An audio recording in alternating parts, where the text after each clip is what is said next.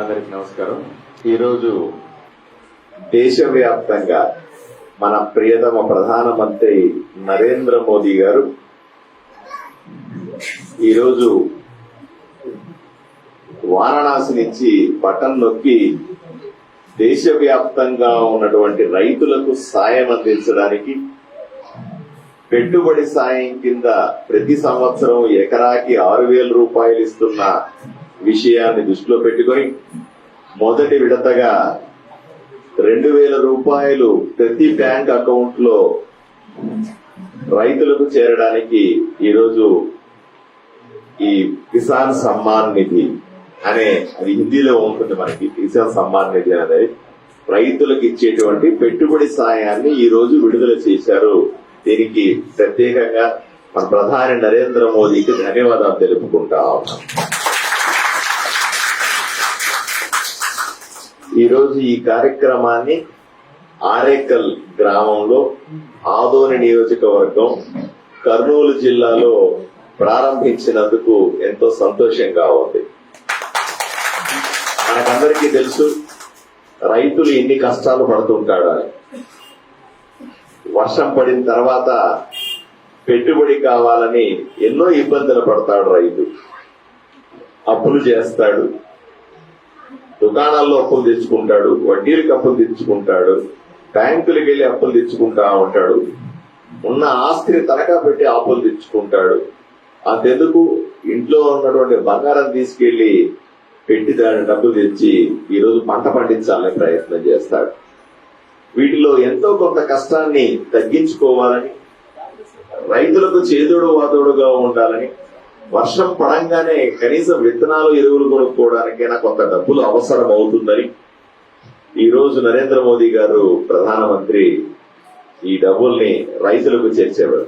అక్కడ మీరు చూశారు, నరేంద్ర మోదీ గారు బటన్ నొక్కంగానే సుమారుగా కోట్లాది మంది రైతులకి ఈ రోజు బ్యాంక్ అకౌంట్ లో పడినాయి. ఇంకొంతసేపు ఆగితే, అరగంట ఆగితే మీ అకౌంట్ లో కూడా SMS వచ్చేస్తుంది, డబ్బులు పడినట్టుగా రైతులకు అందరికీ కూడా మెసేజ్ కూడా వస్తుంది. ఇక ఆదోని నియోజకవర్గానికి వస్తే మొత్తం 21,962 మంది రైతులకి ఈ రోజు 2,000 రూపాయల చొప్పున విడుదల చేయడం అనేది. డబ్బులు మొత్తానికి వస్తే సుమారుగా 4,29,24,000 రూపాయలు, అంటే సుమారుగా 4.5 కోట్ల రూపాయల్ని ఈరోజు రైతులకు అందజేయడం జరుగుతా ఉంది. ఇక ఆరేకల్ గ్రామానికి వస్తే, ఎక్కడైతే మనం ఏ రైతు భరోసా కేంద్రంలో అయితే నిలబడుకొని ఉన్నామో, రైతులతో కలిసి మాట్లాడుతా ఉన్నామో, ఈ రైతు భరోసా కేంద్రంలో ఉన్నటువంటి రైతుల విషయానికి వస్తే 333 మంది రైతులు ఈ గ్రామంలో, ఆరేకల్ గ్రామంలో అందరికీ కూడా 2,000 రూపాయలు ఈ రోజు సాయంకాలం లోపల మీకు మెసేజ్ వచ్చి బ్యాంకులో డిపాజిట్ అవుతుంది. అలాగే దీన్ని డబ్బుల కింద చూస్తే సుమారుగా 6,66,000 రూపాయలు రైతులకు అందరికీ కూడా ఈ రోజు నరేంద్ర మోదీ గారు అందజేయడం జరుగుతా ఉంది. ఆలోచన చేయండి, ఒక గ్రామంలో 6,66,000 రూపాయలు ఉచితంగా ప్రతి గ్రామంలో ఉన్న ప్రతి రైతుకి 333 మంది రైతులకి నేరుగా ఇచ్చేస్తున్నామంటే ఇది సామాన్యమైన విషయం కాదు. అదే సందర్భంలో మీకు అందరికీ గుర్తుంటుంది, ఎన్నికల సందర్భంలో కూటమి తరఫున చంద్రబాబు నాయుడు గారు, పవన్ కళ్యాణ్ గారు, అలాగే పురంధేశ్వరి, భారతీయ జనతా పార్టీ వైపు నుంచి అధ్యక్షురాలు పురంధేశ్వరి గారు అందరూ కలిసి మేము ప్రచారం చేసిన సందర్భంలో కూడా ఈరోజు తెలుగుదేశం పార్టీ వైపు నుంచి ప్రతిపాదన కూడా చేశారు. 6,000 రూపాయలుగా ఉన్నటువంటి ఈ పెట్టుబడి సాయాన్ని 10,000 రూపాయలకు పెంచాలనే ప్రతిపాదన కూడా మేము ఎన్నికల సందర్భంలో చేయడం జరిగింది. ఎటువంటి అనుమానం అక్కర్లేదు, రాబోయే రోజుల్లో తప్పనిసరిగా ఏదైతే మనం ఎన్నికల సమయంలో హామీలు ఇచ్చామో, ఎన్నికల సమయంలో మనం దీన్ని ప్రతిపాదన చేశామో, త్వరలో దీన్ని ఈ డబ్బుల్ని కూడా పెంచుకుని ఏదైతే మన హామీ ఇచ్చామో 10,000 రూపాయల ఎకరాకి తప్పనిసరిగా ప్రతి రైతుకు వచ్చి ఏర్పాట్లు చేస్తామని మీకు అందరికీ కూడా తెలియజేయడానికి సంతోషిస్తా. ఈ రైతు భరోసా కేంద్రంలో ఈ నేను చాలా సార్లు చూస్తా ఉన్నాను. రైతు వ్యవసాయ అధికారులతో కూడా రివ్యూ చేస్తా ఉన్నాను. ఇక్కడ యూరియా ఎరువుని మీ వెనకాల చూస్తా ఉన్నారు, మూటలంతా పెట్టి ఉన్నాయి. అలాగే విత్తనాల దగ్గర నుంచి ఎరువుల దగ్గర నుంచి అమ్ముకునే దాకా సాయం చేస్తామని ఈ రైతు భరోసా కేంద్రాన్ని కట్టారు. ఇది పూర్తిగా నరేంద్ర మోదీ గారు పంపించిన డబ్బులతో కట్టినటువంటి కొత్త బిల్డింగ్ ఇది.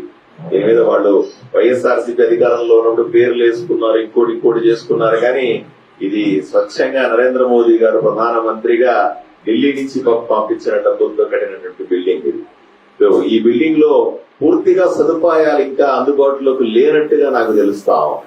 ఎందుకంటే అన్ని సదుపాయాలు ఇక్కడే ఉంటే మన షాపు దగ్గర ఎందుకు పడిగాపులు కాస్తా ఉన్నాం, షాపు దగ్గరికి ఎందుకు వెళ్ళి అన్ని మందులు కొనుక్కుంటా ఉన్నాం, విత్తనాలు కొనుక్కుంటా ఉన్నాం. ఇవన్నీ ఇక్కడ అందుబాటులోకి తేవాల్సిన అవసరం ఉంది. అప్పట్లో ఆర్భాటంగా రైతు భరోసా కేంద్రాలని మొదలు పెట్టినటువంటి జగన్మోహన్ రెడ్డి గారు పూర్తిగా దీన్ని నిర్వీర్యం చేసి ఊరికే తూతూ మంత్రంగా రైతు భరోసా కేంద్రంలో 142 సేవలు ఇస్తాం అంటే సాయిల్ టెస్టింగ్ మొదలు పెట్టుకొని, విత్తనాలు మొదలు పెట్టుకొని, లేదా మరిన్న క్రిమి సంహారక మందులు మొదలు పెట్టుకొని, దానికి సంబంధించిన వస్తువులన్నీ మొదలు పెట్టుకొని, ఇంకేదైనా ఎక్విప్మెంట్ కావాల్సి వస్తే వస్తువులు పరికరాలు మొదలు పెట్టుకొని, ట్రాక్టర్ల సదుపాయం మొదలు పెట్టుకొని, అంతెందుకు చివరికి అమ్ముకునేదాకా ఎక్కడ మంచి ధర ఉందో తెలిపే విధంగా దీన్ని చేస్తామని చెప్పినారు. కానీ ఇది అంత పూర్తిగా రైతులకు ప్రయోజనకరంగా నాకు అనిపించలేదు. అరాకొరా సదుపాయాలతో అరాకొరా ఉన్నటువంటి ఈ రైతు భరోసా కేంద్రాలన్నింటినీ కూడా మళ్లీ మంచి స్థితికి తీసుకొని వచ్చి, ఏ కారణం చేతనైతే రైతు భరోసా కేంద్రాలు మొదలు పెట్టామో వీటిలన్నింటినీ కూడా రైతులకు సేవ చేసే కేంద్రాలుగా దీన్ని తయారు చేయడానికి తప్పనిసరిగా రాబోయే రోజుల్లో ప్రయత్నం చేస్తామని మీకు అందరికీ హామీ ఇస్తాను. నేను కూడా గ్రామాల్లో తిరుగుతాను, ఎందుకంటే